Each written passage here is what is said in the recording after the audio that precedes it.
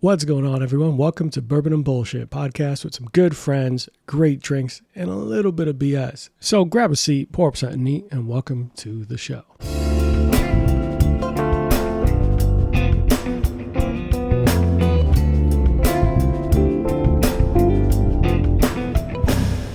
All right, guys, we are back for part 2 of Third Time's a Charm with David Jordan of at SpeakeasierUK, aka the Bohemianmixologist, aka actually one of our most frequent guests on the show. We've, between you and a couple of our sponsors and a couple of really Billy Maskers, a couple of people that we really enjoy having on here, and big fan favorites. Welcome back, David. I know we just, in real time, we just stopped talking. Welcome back. Say hi to the people at home listening. Yeah, it's like I never left. It's good to be part of it. Yeah, no, it's always a pleasure. Yeah. So good to be here. This counts as fourth time I've been on. Technically, yes. So a little behind the curtain. Part of the reason why we do it this way nowadays is we've had some people. So I like ending the episodes in that cliffhanger fade out. Like, tune in next week to find out what happened. Because I think those are great, right? Like the old school TV show, like cliffhanger thing. But I've had people like, oh, you ended it right at a really good point. I was like, that's the fucking point. Come back next week and listen to it. But, we are going to try it out for the sake of, we're still in the early fruition of, we're actually just hitting 55 episodes. Not even a year doing this. And every episode learning something new about how I want to do this. So definitely. But we left off talking a little bit about, we have the pop-up events coming up and you have all these going in UK specifically, right? Nowhere outside of that country. Not yet. It's mainly because we turn up to the bar all batched and ready to go. Mm-hmm. The further afield we go, the harder that gets. It would mean that we'd need to make the drinks on the bar's prep shift, which can make it a little bit awkward. Again, it's something that we will no doubt broach and work out at a later date. Yeah. But we want to make sure this is a really perfect honed-in position within the next 12 months. By Christmas next year, this needs to be a really big event where we're around different bars twice a week, launching different menus. And the same menu should not really be used more than once. So that, again, is another challenge. I was about to we say really that. Want to make this exclusive. You have 5 different menus. Like, that's going to have to be brand specific, right? You're going to be thinking about like these, hey, I have a tiki theme. Hey, I have a steampunk gothic theme. Like, there's going to be someone who's going to throw something at you. And do you feel like you're constantly pressured to come up with something new? Or do you feel like you can turn what you have and just rename it? Like, sorry to put you on the spot. I'm just curious. What I really like about this specific style that we're going for, everything is us. So we don't have the brands come to us and say, design us a menu that you can use for your events. Okay. If we have something that works, we will then reach out to the brand. If they want to support us, great. If they don't, someone will. We've got enough connections now in the industry to get that support somewhere. If for whatever reason we can't, unfortunately, that just means the people suffer because the bar will probably charge more because it might cost more to the bar. Yeah. And when we say that to the brands, they're very quick then to say, well, listen, if it's a one-off event and it's a one-off menu, as long as we've got our branding on the menu and people know that you've chosen to use our spirits, which we have because we've reached out to them, that's normally good enough for them to say, listen, here's 4 bottles, have fun, make the menu, we're all good. It's pretty dope. And it's really good, and the brands on the whole are very supportive. I like using smaller brands as well because it gives them, if for example we're showcasing these menus in Britain's best bars, the top 10 in the UK, we're putting brands that normally wouldn't even be considered into these bars. Even if it is for 2 hours, 3 hours, they're getting the chance to be shown to all these real head honchos of industry, and all they've got to do is give us a few bottles. That's it. We're not asking for payment, just the product. It's free marketing. It's the dream for the small brands. And we're lucky enough to give them that platform. That says a lot about you, man. The fact that you're like, hey, I'd rather use a small, because they don't, like, the bigger brands don't need your advertisement. Patron doesn't need your advertisement. Bacardi doesn't need your advertisement. But mom and pop, like third generation distillers that are making stuff in very small batch would love that kind of boost. So that's Yeah, really like commendable. the Absinthe Night, for example, probably won't use any Lafay products. Not because I don't like Lafay, but I like other brands more. I think they tell the absinthe story more. Mm, Lafay is brilliant for what it is, and I'll never put Lafay down. But I want to use Jade Liqueurs. I want to tell a story of Ted Bro. I want to use Mermachan, which is a Scottish absinthe. I want to use the crazy products that people won't get to try day to day. And by doing that, everyone's happy because the small brands, they're getting this real industry acclaim mm, from a night that hopefully we can really do well. yeah. And it just showcases the brilliance that's going on behind the scenes in the industry, where the limelight is constantly pointed at the Patrons and the Bacardis and the Pernod Ricards. Yeah. It's time to just give a little light somewhere else. And if we can do that for 2 3 hours, we've done our job. But I love that because I think it's so important. Part of the reason why I even do the show, like I know that pretty recently, at least for the last month or two, we've hit a lot of like the industry side of things. We want to talk to bartenders. We want to talk to owners. We want to talk to distillers. We talk to a master distiller, spirits of French lick, content creators, mixologists, all this. Which apparently I also found out mixologist could be perceived as a dirty word depending if you talk to the wrong bartender. There's a couple, but there's a lot of things where those people behind the bar don't get as much credit. Like the people behind the brands that should get notoriety don't get as much credit. Where like these big brands don't need to be propped up. They have rappers, enthusiasts, tons of marketing, all this, but we end up finding out a lot of local distilleries, local brands, local rum makers, local. Like I said, the blenders for whiskey and being able to highlight them. It's not just, I really truly believe in supporting the little guy. I'm a little guy. I ain't shit compared to like Joe Rogan. But so I'd much rather always talk to people who are building their brand and building their products. So I love the fact that you do that as well. Cause I think it's obviously you have a platform and you're utilizing it for the right purposes. You don't need to help Bacardi. And I keep using that name because it's one of the most popular names. It's nothing against Bacardi. They make quality products, all that, but I just keep using The that Bacardi name. group is huge. Yeah, they don't need me to buy one bottle and put it on the shelf. And for me, the other thing as well, I mean, it's silly, but there's a lot of flack in the industry, especially in the UK. We're very critical. One of the reasons I shy away at times from saying I'm in the industry is because I don't work in a bar. And a lot of bartenders in the UK will and have done. They look down on me because I don't work in a bar, and that's fine. I'm completely fine with that. Has that had a confrontation before?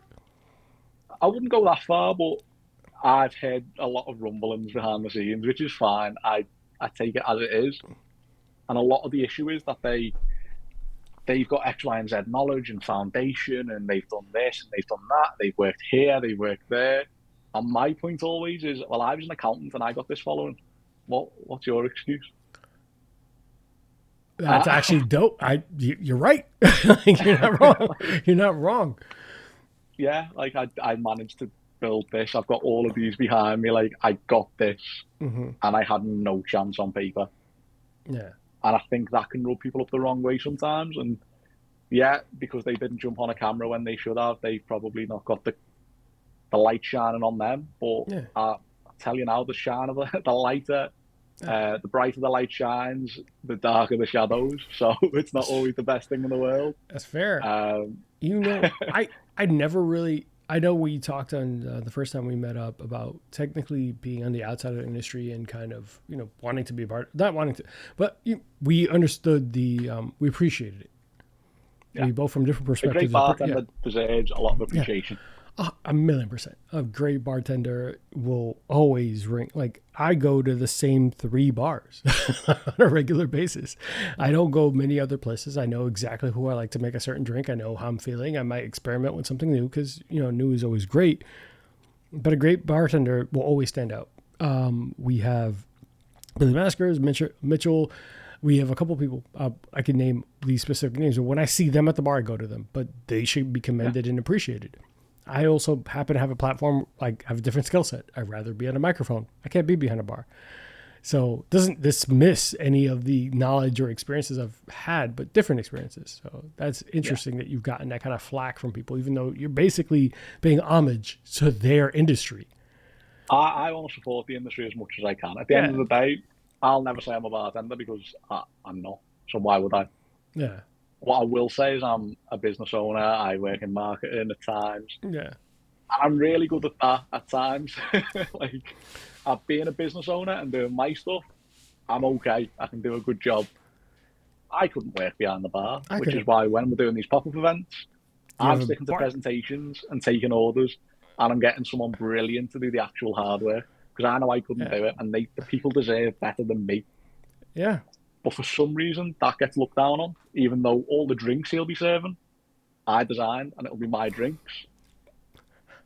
Eh.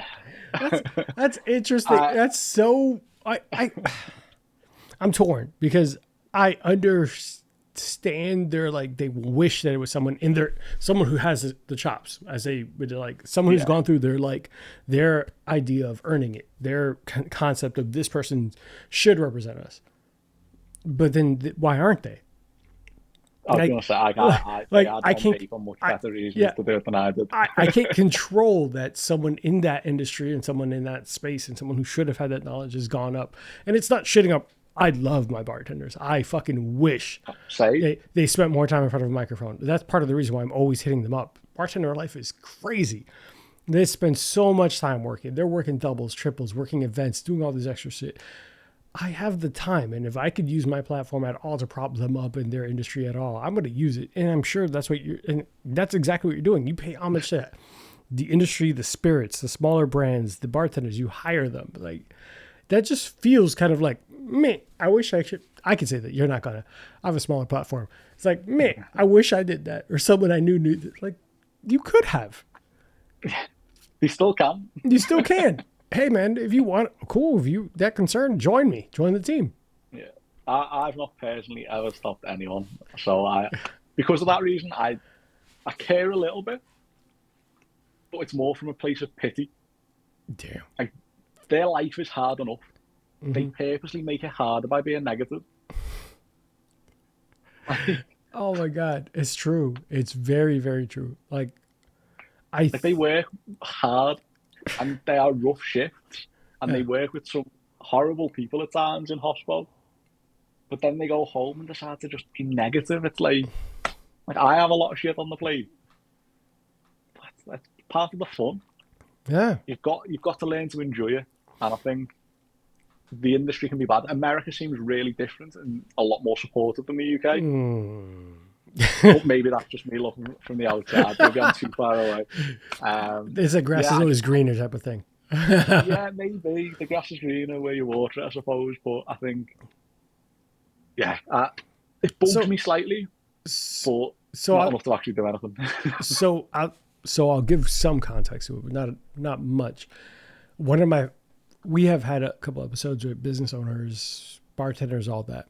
One of my biggest episodes, one of my largest listened to episodes at like a substantial amount compared to the others was when I featured a local bar manager, Billy Maskers. He's worked his way through the industry. He's recognized. People adore him. People just love Billy. They hear Billy from The Courtesy. Everyone in the industry knows who he is. Period.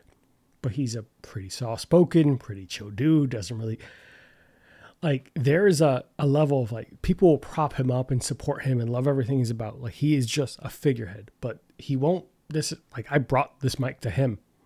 I brought the platform to him. Yeah, like he's too busy otherwise. Like there's a like level of like the industry would love to hear more Billy stories. The industry, like the local neighborhood, like he's so connected. But because of his lifestyle, the bartending industry and all that, he just can't. So like there's a happy medium. Either you're really, really, really good at being a bartender, bar manager, like creator of cocktails and running a business, or are you a content creator? And I think people like us exist to not only not necessarily I wouldn't say idolize, but to like highlight them and put a spotlight. Like these people deserve attention. because they can't do it on their own because they're busy making your fucking drinks because you had a bad week and they're busy creating these events, and their only downtime is like a month span somewhere in February because we just discovered it in part one.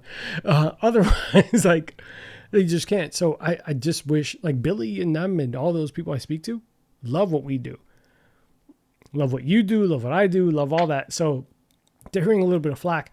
Like even when I misspeak sometimes, like, hey, I don't know enough. Like, please teach me. Like I come from it very humbly, and like I'm sure you do too. When I speak to like whiskey distilleries, and they're like, yeah, I'll tell you. They're hyped. So maybe America does have a different perspective, or maybe I've I just been love the fortunate brands enough. though. UK, I love the Oh brands, yeah, you have and fantastic nine brands. times out of ten, I love the bartenders. It's the minority, the vocal minority at times that It you think, always is. what's their agenda? And I don't know whether it comes from jealousy. I don't really know where it comes from, but there's something there that I can't put my finger on. Probably because I haven't spent the time to try. Yeah, not But the worth it. brands I love. I've never. Oh yeah. There's only one really, not even bad brand. The UK is very lucky. I've had a bad experience with an American brand that I worked at recently. Um, Trying to work out how I can say who it is without saying who it is. Just text me who it Uh, is. Just, 'cause I won't bring it up, but I'm curious. so it's just been an absolute pain from start to finish. It's a bit of a different product. I've just sent you the name. Yeah. It's a bit of a different product. And if you'll have seen my page regularly, you'll probably have thought at the time, that's a bit of a different collab, that's a bit different.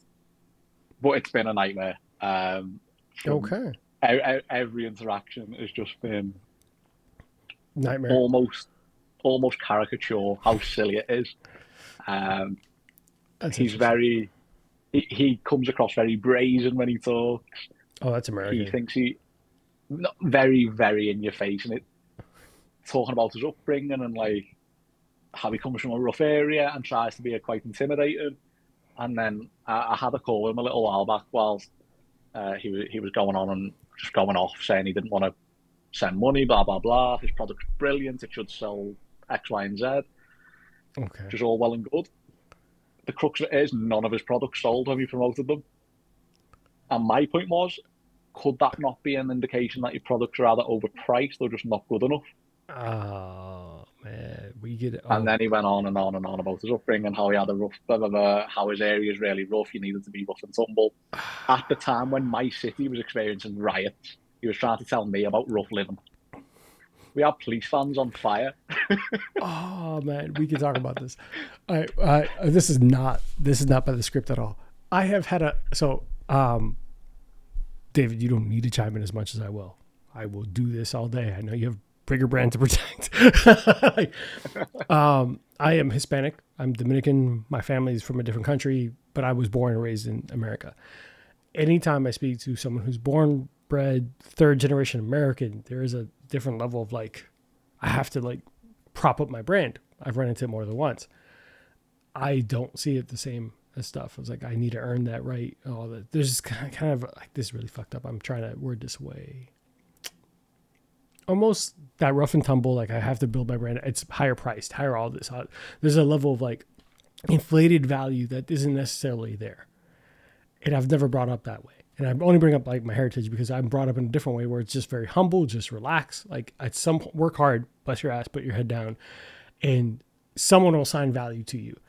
Where there's this like very different side to Americans where it's like, I have assigned my value to this and I deserve this because I am here and I've done this and I've done this. And meanwhile, I'm like, I've known the bottom of it. So I am appreciative of what I have. There's like two sides. I'm appreciative of what I have and or I've earned and deserved this because of what I started at. Same backgrounds, but like different ways of seeing it. And I've always had this conflict with my friends where, not friends, all my friends, but some people in my friends group where I see this side of like, I'm humble and just relaxed and chilled. And then I have the people who like you are dealing with that brand where it's like, well, I've earned that. I deserve this because I've gone through this. It's like, your brand should speak for itself in my perspective. To each Yeah, their I own. mean, probably the funny bit of context to this is that he's been given everything. He's like, it's basically a passion project from his mum and dad's money. So like, has he really had it tough? Oh Uh, my, and really? his argument was more. It wasn't like he struggled to get there. He was quite literally saying he's used to growing up on like dangerous streets. It's like what and like this is what I mean. My city was on fire during this conversation. Like Yeah, what? that is And the funny hilarious. thing is, if he now sees this clip and then goes, you must have been talking about me." The only way he'll know that is if he knows his products are overpriced or bad quality. So I really hope he does, because that's the only indication I've given on the product. He's like, "Were you So talking about me? Do you think your if he product's overpriced?" identify if he identifies himself based on the two qualities of overpriced and bad quality, Oh my fair god, play. I would love that. I would love to get hit up. Hey, were you guys talking about me? He's like, "Why? Do you think your shit's overpriced? Not good." I hope I don't get like 20 messages now of brands saying was that us. Got No, the no, red no, no. flags up You. their price. Oh my god, that would be so hilarious if we get a random message like, "Is this about me? Tell us why you feel guilty." Tell us But no, if the shoe fits, wear it type of thing. Like, yeah, I'll be very glad when that brand is long gone from my reckoning, and I would definitely recommend not picking any of they're that right. brand's products up. Oh, I promise you. Once you said that, it was like, guess I'm not. Guess I'm not. Not doing it. It's not worth it either. The price points, if you look into it, it's I'm not surprised nobody picked it up. I've always been objectively that type of person. Is like food, drinks, experiences, everything. Like, if it's worth it, I will spend it. If it's worth it, I'll spend it. If it's, Yeah. I hate hype. And I was talking to a good friend. He works with a lot of distributors and he's in concessions for stadiums and all this. And he works with a lot of brand partners. Like people don't really understand how much like someone in charge of concessions for stadiums and giant events is involved with all these brands. So they'll have liquor distributors, RNDC, Southern Glazers, all these people you might not really get on your side of the pond. But he was talking about brands and value and things that like matter. He's like, yeah, that people prop up a pretty looking bottle, prop up pretty looking food, and it just fucking tastes the same as like the shit that cost me half as much. So why do I want to go with your brand? I make these decisions. Why do I go with your brand? This is off the cuff. If you don't have an answer, I get it. But what was one brand that you were surprised by how good it was? Other than Swedish Punch, we talked about it, how good it was compared to what it cost. Like you were like impressed, or the other way that you're I like, this is awful. It's very rare that I ever have an experience with a local brand and I come away thinking that wasn't worth it. Mm, Because especially with the smaller it goes, it gets to the point where these brands are made on blood, sweat, and tears. So if you haven't got the passion for it, why are you doing it? yeah, I do find, and I know it's quite contrary to what I said earlier with the UFC related gins, but celebrity products sometimes are done for money, not passion. It's what I talked about the book earlier. I could quite easily get this over the line and release a book this Christmas and do it for money instead of passion, but that's just not fair. So I'm not going to do that. mm, The brands that you've seen struggle, the ones that barely made it through COVID, they're the ones that, regardless of what price they set, it'll yeah, always be worth it because they've made it through. yeah. A brand I work a fair bit. I worked at it for a few years. Um, Wild Time Spirits, WILDTHYME. Um, they make Colonsay gin. The Isles of Colonsay, just off of the west coast of Scotland. Um, Brilliant products, absolutely stunning. They've just released their shochu, which is a Japanese-inspired product, and it's absolutely brilliant. Their products, price-wise, to quality, are amazing. Like I'd happily pay 50 to £100 a bottle. They're really good quality, great for mixing, great neat, Okay. and such a good range. Like for a small brand, the range they've got product-wise, phenomenal. So yeah, I think they jump out, Mm, but the list is pretty much endless. okay. When a brand gets past a certain size and you start seeing them doing things for money rather than passion, Mm, start to worry. One yeah. brand that's probably booked the trend in that is Mr. Black Coffee Liqueur. Oh, I love them. Massive brand, I love them. unbelievable. Like the quality is just ridiculous, and everything they do is most things they do are ridiculous. The Amaro's like hit or miss still with Yeah. me. Some of the team love it, some don't. I love it depending on how much I'm getting paid. Um, so I can get paid to love it, but not. I really do enjoy this one. they can pay me to 10 out of 10 love it if they really want, Yeah, but they're paying me to like 4 out of 10 love it at the minute. They're not paying me at all. yeah. Mr. But Black's yeah, a no, good product too. It stood out as yeah, something. no, their coffee liqueur is for me the best on the market by a distance. Yeah, There's a local tequila brand which sounds very disparate. The fact that we can have a local tequila brand, but they import from Jalisco into Lancaster, which is just north of Liverpool, and they bottle the tequila in the UK. So really. they like to think it's a local tequila, and I Okay. suppose it is in some ways. Um, but they've used their tequila to make a cafe patron, effectively, and it's Really? really nice. Yeah, they've made their own version of coffee tequila, and it's tasty.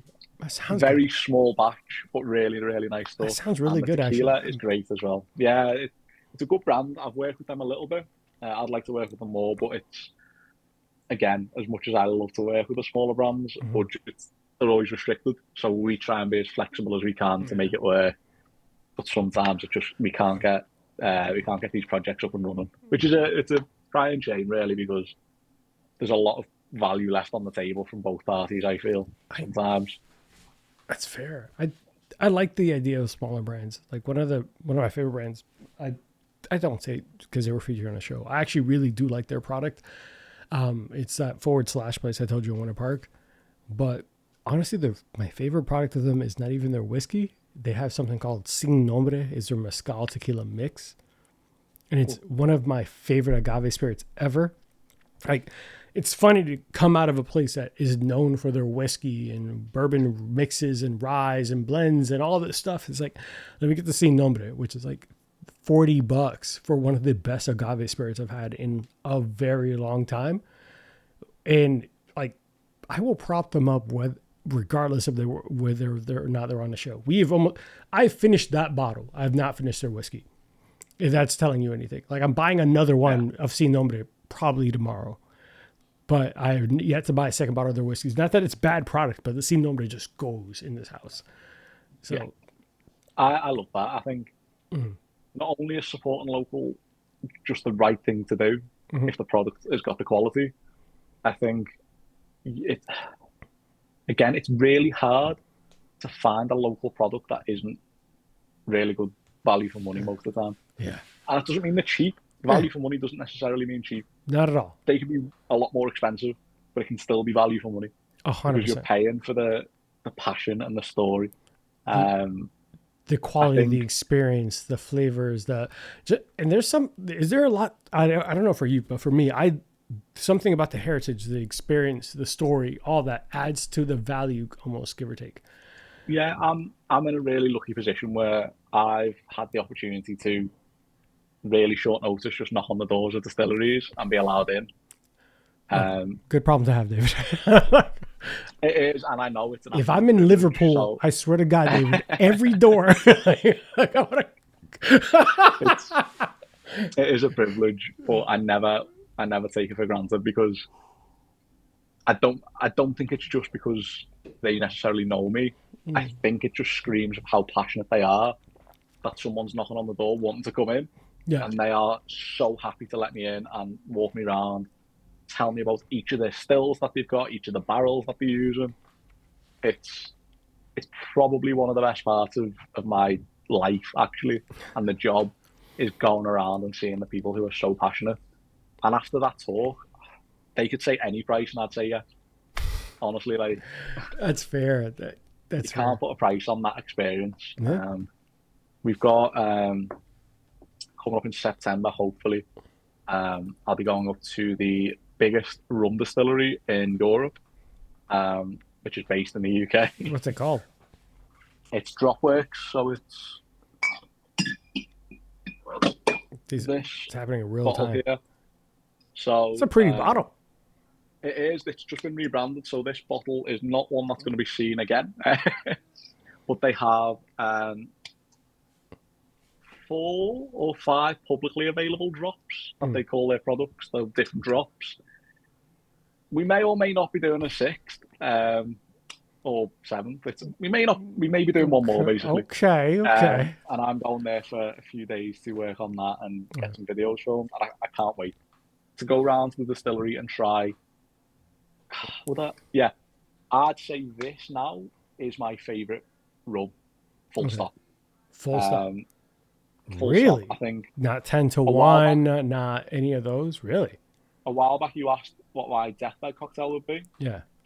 I said Daiquiri, Classic, Havana 3. Yeah. This is better than Havana 3. David, that's a big number. Okay. Like, there are some people who are listening who don't necessarily know how big of what you just said, praise that into this spirit. Yeah, Havana 3 for me is it's always there. I always have a bottle. I've got bottles in storage. Yeah. I always have Havana 3. It's the best for making those classic Cuban cocktails. Cuba Libre, Mojito, Daiquiri, you can't really beat it. So it's big for me to say that I prefer Dropworks. And I'm on the fence for saying it because it's a UK product in the Cuban cocktails. Yeah. Does that feel dirty? Does that feel weird? Maybe, but until you've tried the product, I don't know whether it's available in America. It's probably if it's not. I'll speak to the people in the distillery and see if I can get some sent over to you. Yeah, please do. Because I would love to feature them. It's amazing. This Funk Drop is Dropworks. One of my favorite base spirits that I've used this year. Potentially my favorite base spirit. Okay. It's the only thing that comes close to the limited edition. Okay. So it's a 63% clear rum. And it's got a ridiculously high ester content. 63% ABV. Yes. So it's an overproof rum. Okay. With an incredibly high ester content. Okay. And the ester content gives it this funky vegetal flavour. It's imagine a 63% rum agricole or cachaça. Yeah. It's really funky, really fermented fruit notes, and it's made in the UK. Like, what? It's stupid. Start to finish in the UK. What is going on? Like, I love that. I love the fact that people are trying these spirits and all. Yeah, definitely put me on and let me know, because I doubt I can get that here. Yeah, and this is the product I would use instead of Havana 3 or the Funk Drop if I wanted to make sure that it was the deathbed cocktail. But yeah, this clear drop rum is their base standard. This is their white rum to use in mixing, and even this comes in at 45%. That is like it's impressive. They're not messing around with the spirit with the ABVs. It's so clean. It's perfect. And when I first tasted this, part of me did think, here we go, we've got another spice rum brand. I know exactly what it's going to taste like. It's going to be overly sweet, overly sickly. And I tasted the clear rum, and straight away, obviously, it's not a spice rum, it's a clear rum. So that on its own is a bit unique. Yeah. Because spice rum tends to be what people make if they want to get a product out quickly.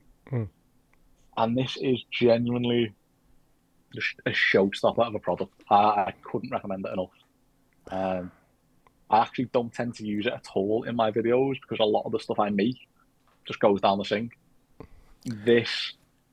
I protect. That is a real thing. Not to get too off topic, just a side note before we take a quick commercial break. Anyone who will see content that we've made online, well, you much more than me, but I'll put drinks up during the week or whatever. It's like, or make jokes about day drinking while I'm at work, or the whole joke about taking a tea bag, just clipping the end and putting it at the side of a mug so it looks like I'm drinking tea instead of whiskey during work conference call. These are all jokes, but when we make these cocktails, a lot of it goes out in the sink. I don't drink 8 hours a day, 7 days a week. Like, that's not what we do. But yeah, when there's a spirit you appreciate, I'm like, I'm not putting this in there. Like, I'm not putting good whiskey. So when you say I protect this because I'm not even fucking around using it for content. No. If you see bottles on my back, behind me now that I've got like a third left, I don't rate them because they get used in drinks. Anything that's full and has a tiny bit out, they're the best things by a mile. And you can see some Midori's trash. This is a bottle that well, that's fair. That's fair. It's not one that I'm going to protect. Let's put it that way. Yeah. But everything else is pretty much full. Hmm. Besides Savannah 3, or even that, like, that Yeah. I'm getting through, but that's because I really like that, to be fair. Yeah. That's actually good to know. We're going to take a quick break to make sure no one drinks and drives, texts or exits, and avoids the Amazon one-click buy. But if you do want to end up on Threadless and pick up our new shirts and stuff from Bourbon and Bullshit, go ahead. Do that drunkenly. Be right back, guys. Hey guys, while you're listening to the show, we know that you might want to partake in some drinks with us and enjoy in the libations. Here at Bourbon and Bullshit, we ask that you drink responsibly. Don't drink and drive, avoid Amazon one-click buy, and for the love of God, do not text your ex. You do not need that kind of closure. They've moved on, so should you, Joseph. You should stop Facebook stalking. She knows. She knows. Now, all jokes aside, don't do anything dumb, take care of yourselves, and be safe. Thanks guys, now back to the show. All right, David. So we are back, obviously, and for those listening at home, you probably heard me going bum bum bum and singing along with the song. Screw you guys, don't judge me. I love the music. That's why I picked it. So we talked about everything with the brands and some of the smaller brands, and there's some standouts and all that, and hopefully you'll continue to share those brands with us. Obviously, very different. You're in UK, I'm here in the States, so there's gonna have to be some kind of bottle exchange program, like like where I just send you something, you send me something, and we get to try it out, and we'll see where that goes. I don't even know if we can legally do that, but we'll talk about that off air. But you get a bunch of events. You get a couple things coming up. We talked about the book. We talked all that. I know you asked me what we've got coming up here. Was he's going to fill you in. We got a couple of events coming on for whiskey and bourbon alike. So we, here in the States, I'm only answering this for people who might not have heard this, but we were talking about like things, sharing what we got going on here at Bourbon and Bullshit. We have this local event called Whiskey Business, which is just a funny, great name. But it is one of the largest whiskey event in all of Florida. It's like 400, it's like 100 vendors. They will do this VIP. There's a burlesque show. There's all these things going on at once. And we spoke earlier about our burlesque partners. It's become kind of a whole to-do thing because whiskey is almost synonymous with the Roaring 20s flapper girl burlesque scene, and it becomes this giant thing. This event is like a 4-hour event in Florida, 4 to 6 hours event, depends if you paid extra to get in early. And when I tell you that this is like the quintessential, like, hey, we have this rum, we have this whiskey, we have all these vendors, all this stuff, and all these like brand partners take place that we have coming up. We're not affiliated yet. The goal is to make those connections and all that. But do you have any of these kind of conventions or / events for spirit out there in the UK? We have whiskey business, whiskey something. We have a bunch of these. They love it out here. Americans are lushes. What's your upcoming event? We've got a few. So we've got one that's upcoming, not in the UK, but in Germany, in Berlin, is BCB, so Bar Convent Berlin, which is a really big industry event. A lot of brands will be there. Yeah. I might be there. We'll see. You decide your fate. What do you mean? What do you mean we'll see? Yeah, I might end up there. We'll see. I've got a few people who may want me to man a stall, so watch this space on that one. If I'm free, I might be able to go to Berlin and man a stall and do some sales for a day, which would be quite fun. But UK-wise, we've got, obviously everything is London centric. What gets highlighted out there in the UK? Like what? So London, we've got London Cocktail Week, which is a big highlight on the bars itself. So we'll have pop-ups in London where you can get normally discounted cocktails if you pay ahead, and it showcases some of the bars in the city, and then some from further afield if they have the money to travel down, which means they have to be relatively successful or backed by brands to do it, which again rubs me up the wrong way at times because you need budget to get there. So it seems counterintuitive. So I'd say, not my biggest favourite one to go to, but there is one in Manchester, which again is like 30-40 minutes away from Liverpool. And that is a Northern Restaurant and Bar, NRB. And that is focused heavily on the brands within the north of England and not London, basically. I really enjoy that one. That's a good event. Do you find at these events you're more working or actually really enjoying it? Do you like end up at some point, because we talked about the social battery, we talked about being on at all times. Like, do you get here and like, because you obviously have an ingrained, like, I love this industry. Do you feel like you have to be, you're obligated to be on, or do you like, I just want to be low key and just enjoy this? If I'm having a good day, this will make me have a great day. If I'm having a bad day, it makes it 10 times worse. Really? Yeah, like I feel like it's a great multiplier. So Mm, if I'm feeling good and I'm enjoying myself anyway, pop me in these situations and I really enjoy it. I'll speak to people, I'll make the contacts, I'll do X, Y, and Z. Um, if I'm not having the greatest day and I feel a bit tired or I'm not well, I couldn't think of anything worse than going around speaking to 50 different brands and trying to sell me. I'll always love to hear their story, and I'll probably at that point stop trying to sell anything about me. yeah. At that point, it's not about speak easier. If I'm not feeling it, they don't deserve to see my 3 out of 10 level pitch. If I'm not feeling it, Yeah. tell me about your brand and tell me everything I want to know, because Yeah. I am always going to be interested in that, but I'm not always going to be interested in trying to say why we're the best to do X, Y, and Z for your business. And again, I've probably left a lot of money on the table being like that, but I'm fine with that. It means that I'm only giving the best of me to brands and not giving a subpar service, whether that be the welcome, the introduction, doesn't matter. Whatever I'm doing public facing needs to be the best of me. Otherwise, somewhere down the line, someone's not getting their value, and I can't have that. So if I'm not feeling 100%, speak easier sort of goes out the window. Really? It becomes just, yeah, at that point, I'm No, talking that's to these fair. I'm people. not that judgment at all, because I feel the exact same. I thought it was weird. No, I think, again, one thing I struggle with is the line's very blurred between what is speak easier and what is just me. Mm, It's a very blurred line, especially as I've got more people on the team now. mm-hmm. Like, they are speak easier as much as I am, but a lot of people will introduce me and know me as Speakeasier UK, Yeah, that's why I say which is AKA, like, also known as. That's why I yeah, respect the David Jordan more than. like, And I think it's also because we've spoken so often. Like I yeah, know you, not the brand. I'm getting to know you, not the brand. The brand put me on yeah, to David. that's it. I think it's the brand is what people will always know first. Yeah, So no matter how I feel, if someone comes up to me because they know the brand and they want to speak to me, I could be a 1 out of 10 and I'll still give them everything. Because yeah, at that point, I'm very appreciative of the fact that I'm nothing without the individual. And I've said this a lot of times on this. yeah, The individual means everything to me. yeah.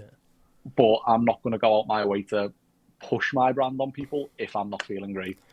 And I don't think I should. For me, I just feel very much like just a guy from Liverpool who's very privileged. And that is all it is. Yeah. I'm a scouser with a camera. That's all I am. I And I just need to remember that. I respect that. I think we have. There's been obviously, especially because building a brand, and you've been there in the beginning of it and all that, and putting all that extra effort, extra hours. We talked about the 10 no's before we get a one yes, and we talked about all that. It becomes almost exhausting to just be at your highest level or your best version of yourself. And there's a little bit of like, I don't think I have enough, not in a negative way. Please understand that. I don't have enough, at least myself, like, I don't have enough ego to sell myself all day long. It's like, I want to put out content. I want to put out stuff. I want to put out all this.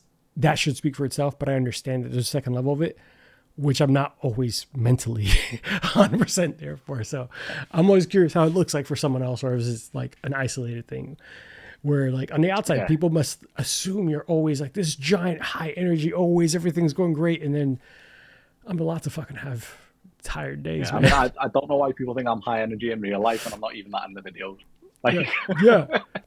I have people like, oh, you must, there's certain assumptions that are made from what we put up. And that's what Facebook and Instagram and all those social medias is, right? The best version, or the version that we know that people like to a lesser extent. I don't drink Monday through Friday. 90% of the time. I I barely don't. drink. Yeah. I drink during the show and date nights with my fiance and maybe when I stream. But I stream, I mean, I basically drink for business, like to business and date nights. But if you look at it online, it looks like you are making cocktails every day, drinking every day. And I'm making drinks and day drinking during Zoom meetings. Like that's not really what it is. It's crazy, not crazy. It's interesting that illusion of social media. But to your point, building a brand, the brand has to be that reflection. You've worked with some vendors. Have you ever like ended up people reaching out to you expecting one thing, but you deliver something else, or like how have those like how've that been? Yeah, I suppose. I think one thing we're very good at now, and again, it's probably the financial background and the accountancy background I've got. I'm very clear to outline exactly what they want before a camera's even picked up. Like we know exactly what we're shooting before we shoot it. We don't want anything left to our creative process. That's bollocks. Anyone who says we've got a creative process, all that means is that they've not got a business structure. So for us, it's very clear, step by step, where the client is within the project. So we onboard them, we find out exactly what they like, specifics, whether it be color palette, like everything. We find out what they like. And then we theme our photo shoots and brand into that, our marketing message, who they want this product to be bought by. We find the details. And more importantly, I sit down with the owner most times well, it's always me, that's a definite. And I always try and speak to the owner rather than someone within the business because I want to know the why, why they started this business. Because when I know that, I can develop some marketing to help. But I need to know the why. Why does this product exist? What gap in the market do they want to fill with this? Was it a passion project because they loved X, Y, and Z? Whatever it may be, we need to know. Because if we don't know, how can we develop great marketing or great assets? We can't. Yeah. So that's why I feel that might be our creative process, but it doesn't feel very creative because it's so regimented. I mean, structure is important. Like that's still a creative process. You have to understand the subject before you address it. Yeah, I think what I wouldn't ever like to do is to just receive something and go, great, leave it with us. But that's just a recipe for disaster.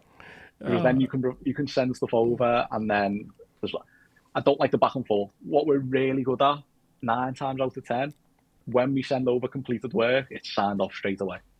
Okay. And it's because everyone knew what was going to happen when we went into this project, whether it be content that's going on SpeakeasierUK, which follows quite a rigid structure, or whether it's a lot of photo shoots that we do or custom videos for clients. Because we know exactly what we're all getting into before the camera's picked up, there's not that many surprises. And I say to many clients on call, if there's ever surprises, it's mainly bad news. That's fair. We don't want surprises, especially in business. Like if someone phoned me up tomorrow morning and said, I've got a surprise for you, it's never good. I would be terrified. Never good news. It's never good news. I don't want surprises. I want my Monday to Friday to go exactly as planned. I was honestly about to say that when you said it's never good surprises. I was about to follow that with, especially in business. Like there's rarely ever a positive surprise in business because that's especially because I only deal with them. I don't deal with the positives because the team can deal with the positives. I'm only there Monday to Friday to deal with the negatives. Yes. Oh my God. The further in the food chain you get, the more you just deal with the negative. You deal with the problems and you shield the team from the problems. You just, hey. I'm only here to deal with the things that the team can't, which means it's always the worst things. And sometimes I can't even deal with it because I might not have that experience at the end of the day. Mm-hmm. Yes, it's effectively a marketing company now, and what we do is heavily on marketing. Yeah. I'm an accountant. I know numbers, I know return on investment, I know finance. I'm quite lucky that I've got the success in marketing, but it doesn't mean I'm some guru. So if someone comes to me with a problem, I'll have to learn it as well on the job. We've got by and we've dealt with many brands and clients. Like, listen, I'm learning as well. We've got the experience. So we can figure this out together. Like we've got the experience now because we've dealt with the problems, and I'll never say no. Like, we'll always be able to work it out. If there's a solution, we'll find it, and there always is a solution, so it's fine. That's good. And going in with that mentality means that we're always going to be fine. Okay. But it doesn't mean that behind all the posturing, I'm not secretly thinking, fuck. Yeah, you can walk in completely confident. No, yeah, let's pull some reports. We like, But just fake it till you make it most of the time. yeah, like I'm currently in the corporate world, and even before that, I was just like, yeah, let's pull some reports to see what we got. Let's objectively look at this. Meanwhile, in my head, I was like, what the fuck is going to happen? But you can't do that in front of the team. I was like, what the fuck did we do? How did we get here? It's a skill to be able to smile in the face of adversity. Yeah. It's tough, and you can only learn it by things going wrong so many times.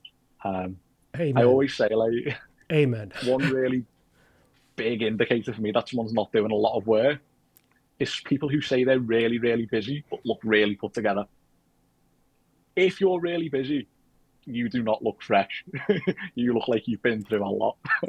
Oh my. And like the amount of people I see day to day who are apparently the busiest people in the world, Oh. but they've got time to put a lovely three-piece suit on.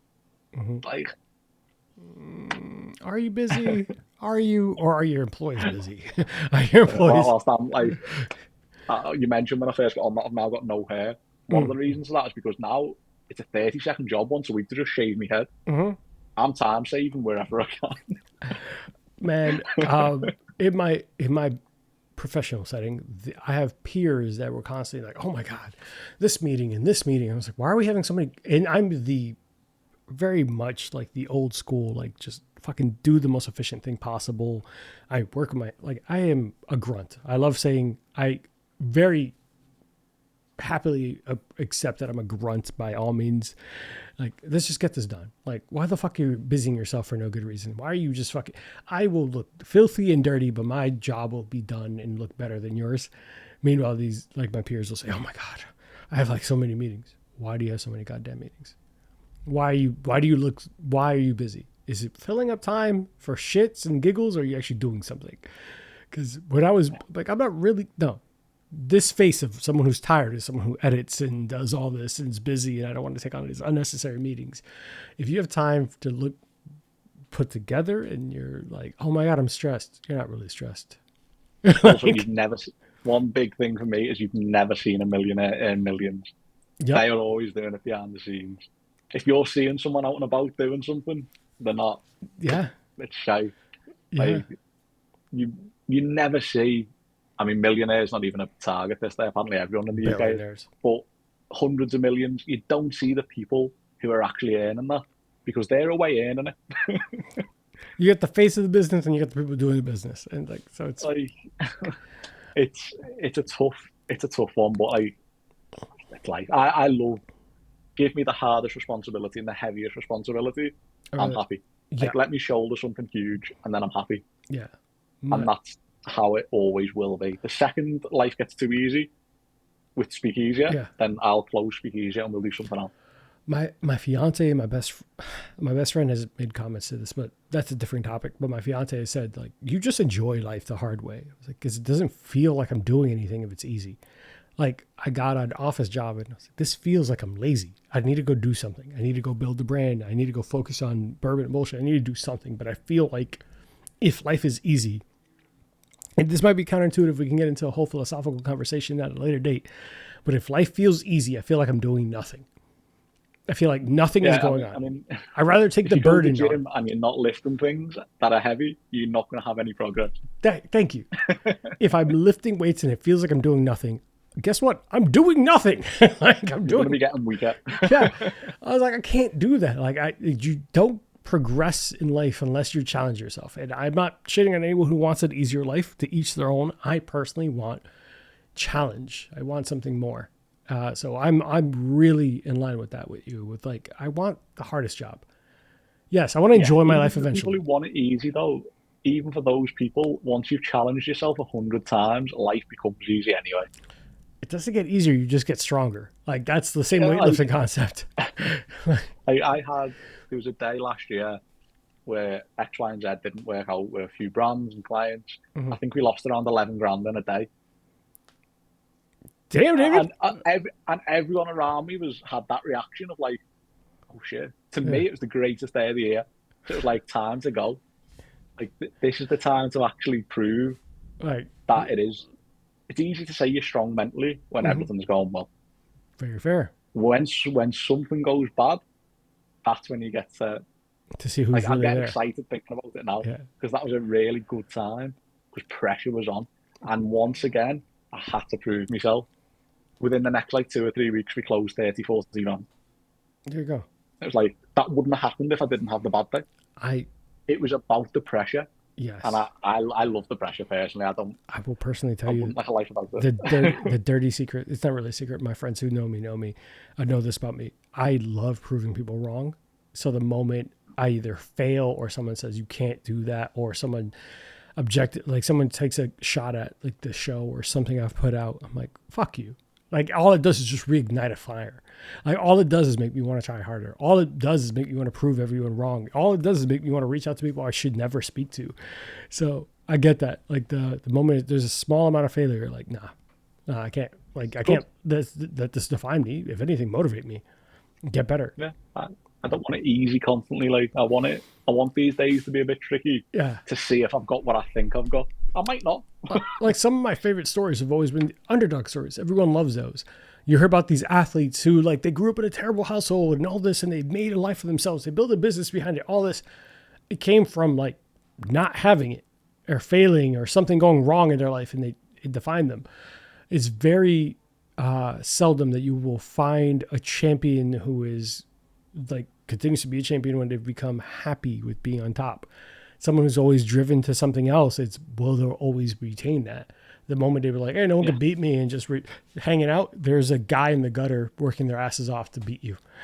Like, and that's why the stories where someone's come from success and then become successful, it's boring. Like mm-hmm. there's no films made about those people. Not one, Like, it's boring. Like other than when we they make them need the villain. Like, it. Yeah, like there needs to be some. It yeah, sounds terrible to say, but there needs to be some trauma in someone's life yeah. for them to get a bit of edge and get a bit of a Um, chip on the shoulder.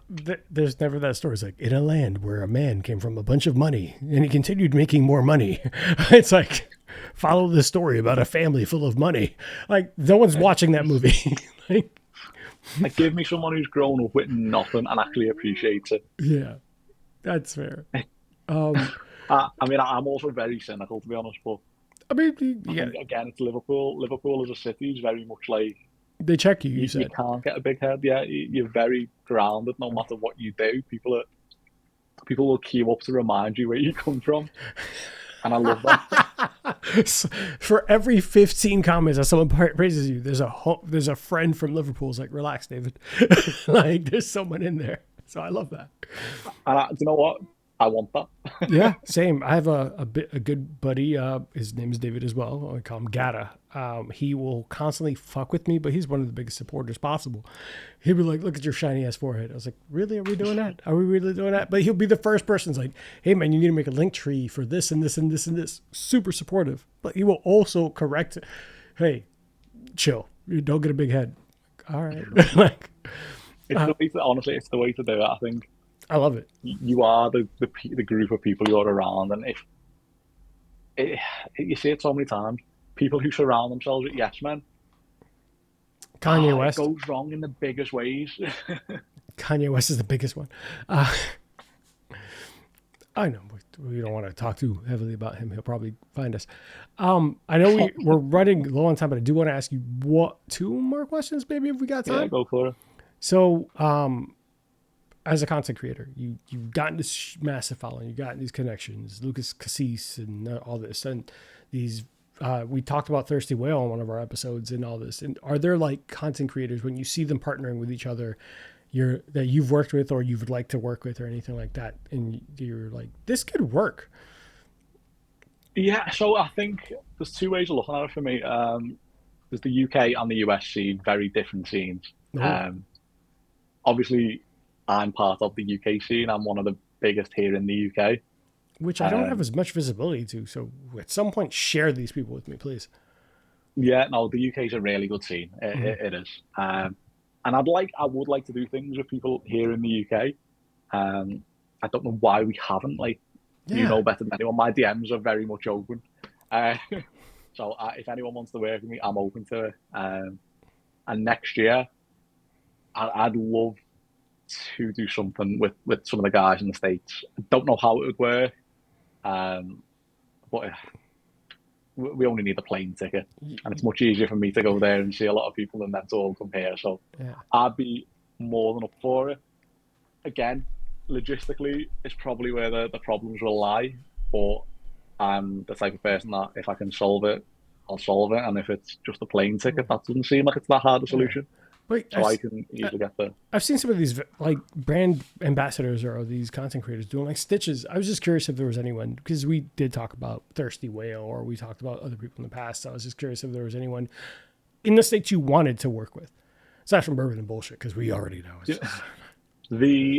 For me, the best content creator, full stop, would probably be Chris, from Not Just a Bartender. Oh, I love him. He's so fucking good. So he's brilliant. Really captivating. By all accounts, again, I'm not close, I wouldn't pretend to be, but by all accounts, great guy. That means more to me than the content. His content gorgeous, but there's probably a few people in the industry who've got brilliant content, but they might not be the nicest people, and that's where, well, what does the content mean? Then it doesn't mean much. Yeah. But he seems like such a genuine guy, and he's got brilliant content. So if the opportunity ever arose there that we could do something together, Yeah. I'd be more than welcome to do that. More than happy to with the pair of us. And I think he's coming towards 400,000 following now, so it'd be quite a sizable collab, that one. I'll tag the shit out. I mean, I don't matter, but I'll tag the shit out of him after this trip. No, he's one of the people that I've actually followed for some time too. In the States, I've loved his personality speaks volume. He even throws his little bloopers in there. He's a funny guy. He seems genuine.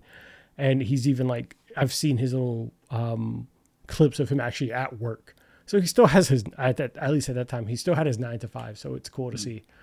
That's actually funny that you mentioned one of the ones I thought of. I was like, I had 3 that I was like, these would be great. I think not just a bartender is great, Chris. I used Thirsty Whale a couple times, and then there's How to Drink. He does those YouTube videos. Yeah, Greg. Yeah, Greg. I love him because he's drinking for real. He is, as the video progresses, he's doing what I do. It's like, oh, I didn't throw this out. And he's a massive nerd. Does D&D. He does all the gaming stuff, all that. So those are those types of content creators that I like. So it's interesting to see that you at least found one of them that in the same boat. Yeah. I'm much more, just because of the content we produce mainly, I'm more focused on the short form. Mm-hmm. If we go back to when I started, Leandro from Educated Barfly would be someone I'd love to work with. Again, it's just logistically, being so far away makes life so much harder than it should. I mean, I'm in the States right now, David. Like, like, there's a way to make it work. Yeah, I suppose there is. It'd be great. It'd be great to be in person making drinks with a few of them as well. Mm-hmm. Just to be able to see, to be honest, not even for content, it'd be really interesting to see how my team work compared to how they work. Mm-hmm. From a pure like workflow perspective. I mean, it's a lot of BTS and it's not something that people ever see, but the workflow of creating videos, it's got to be so different between every individual creator, and I'd love to just see the process. Yeah. Like even the planning stages, how planned are the videos? For me, let the camera roll and I'll see if I'm funny. Like I'll just go. Yeah. They may plan more. I probably should plan more, but I don't. I'm very much, this is the drink I'm making. Let's completely wing the script on the fly, which might not be the way to do it. It's the way I do it because I don't like being scripted. I feel like I sound very robotic when I'm scripted. Yeah. And I much prefer just seeing where it goes. But I don't know. I'd love to know if they were the same or whether they prepped anything script-wise. Like it's the absolute boring part of the video for most people that I'm most interested in. Whether they shot list as well for the videos, because a lot of them have got some gorgeous shots and angles, or do they just stumble upon them as they're filming? We've shot listed a few videos, and any branded content we do tend to script just so they know exactly what they're getting. But it's always ones that I feel less like my authentic self in, which is a bit of a shame. But it'd be very interesting to see their proper, true process.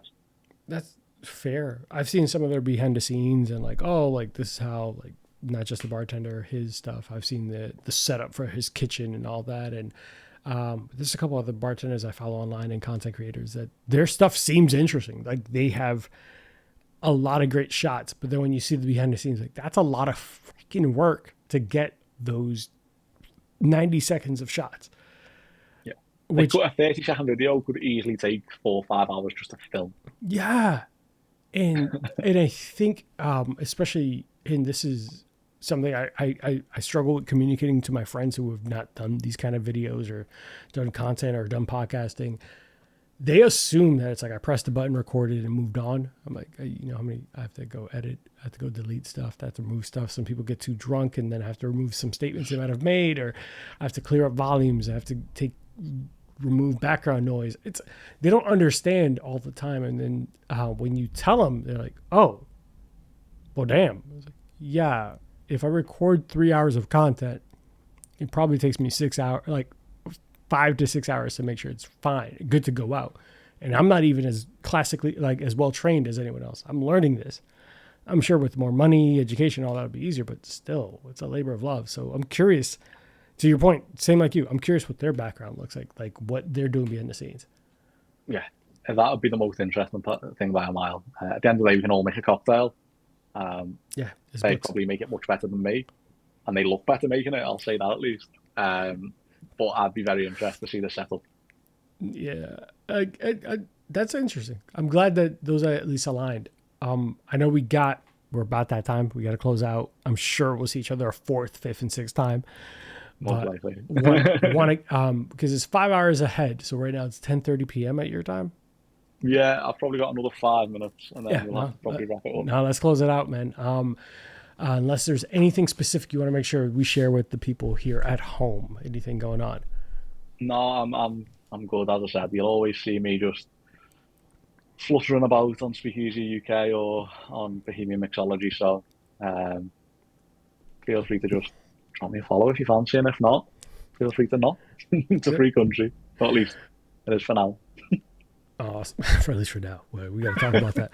Yeah, actually, I might steal your 5 minutes for a favor in a second after we're done here. But guys, thanks for tuning in here at Bourbon and Bullshit. I know that this has been a lot of fun with David. We enjoy having him on. You're a fan favorite. Honestly, I just enjoy having you on because I think it's fun to talk to you. And it's always interesting. You always have some random stuff coming up. So it's great to see this side of it, like you said, for these content creators, seeing behind the veil, right? Getting to see that side from my perspective. Anything, you have any questions for me? I know we always do this back and forth, but good? I'm all good, man. I'm all good. Oh, good. Well, guys, make sure that you like, subscribe, share it with your friends, leave a 5-star review on Apple Podcasts. David's going to leave us a 5-star review. Yeah, I'm calling you out. Guys, as always, make sure, drink responsibly. Don't do anything crazy. Don't text your ex and avoid Amazon one-click buy. Be right back, guys. Well, actually, closing out. See you next week. Bye. Hey, guys. Today's episode was brought to you by Burn, Termite, and Pest Control. I first met Joe Byrne on Full Frontal Nerdity Show and decided to give his company a try. They have been the best pest service I've ever had, from flexible scheduling, attention to detail, fair pricing, and everything you love about a small business. I highly recommend Joe Byrne and Burn, Termite, and Pest Control. It's a family-owned and operated business with over 30 years of experience in termite and pest. You can reach Burn, Termite, and Pest Control at 321-297-7985. Once again, 321-297-7985. And let them know Bourbon and Bullshit sent you. Thanks, guys. See you next time.